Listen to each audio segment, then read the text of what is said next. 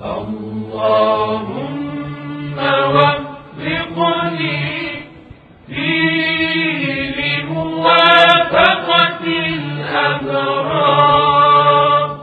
وجنبني فيه مرافقة الأشرار وآوِني فيه برحمتك إلى دار القرار بإلهيتك يا إله العالمين بإلهيتك يا إله العالمين.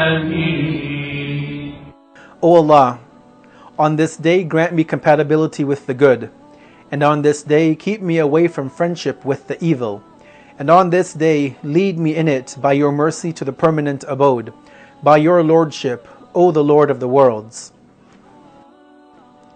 أعوذ بالله من الشيطان الرجيم بسم الله الرحمن الرحيم السلام عليكم ورحمة الله وبركاته. We have reached the 16th day of the blessed month of Ramadan, and our topic for today from Ramadan Reflections is the righteous and the iniquitous.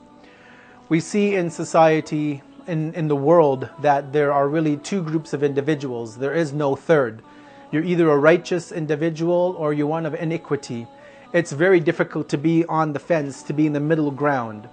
And so we want to look at this topic today from a few verses of the Quran and some hadith which talk about the individuals who are on the opposite end of the spectrum, the ones that we don't want to be a part of, and that is those of iniquity, those of evil, of vice, of sin, those who are in essence deserving of the chastisement of the Most Divine. When we look in the Quran in chapter number 83, Surah Al-Mutaffifin, verse number 22, we read the following passage. Indeed, the pious shall be amid bliss.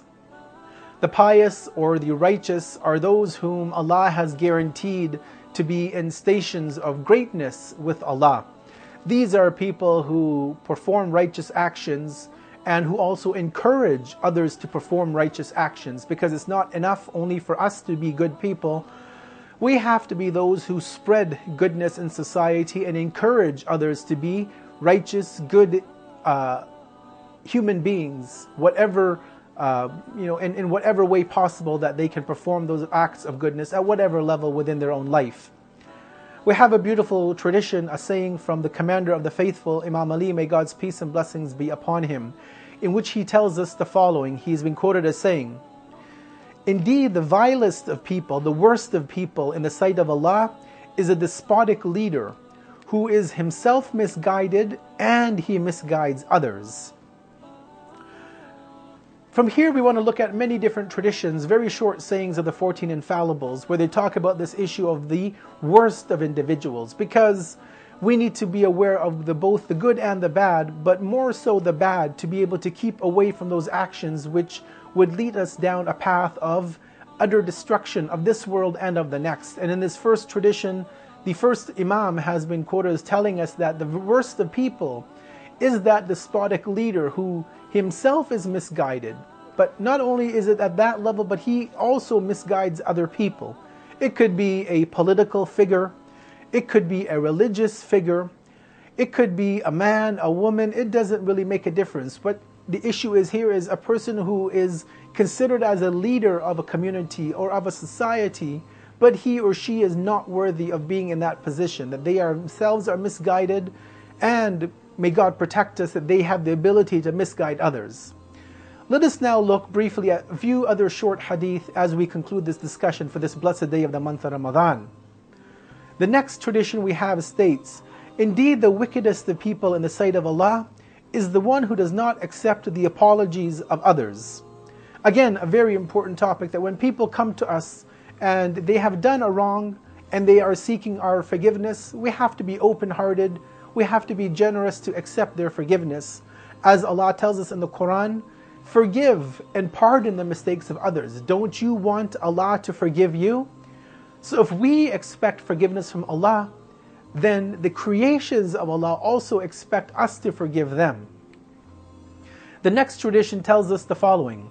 Indeed, the wickedest of people in the sight of Allah is the one who is indifferent to people seeing him commit sins.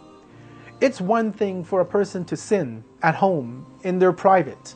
But when that sin becomes open and it's done in the streets, it's done in the public view as we see in our societies today, we're told that that is one of the evilest, one of the most wicked of individuals, when they don't have any shame or modesty, that they are able to openly commit sins in the name of freedom, of democracy, of whatever banner they want to trumpet. That is one of the most evil of individuals. Another hadith tells us the following. Indeed, the wickedest of people in the sight of Allah are the scholars, the religious scholars, when they are corrupt. So yes, it is very much possible for an alim, for a religious scholar, to be a corrupt individual.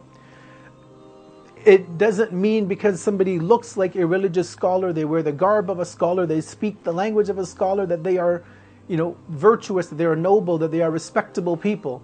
No, they may have ulterior motives.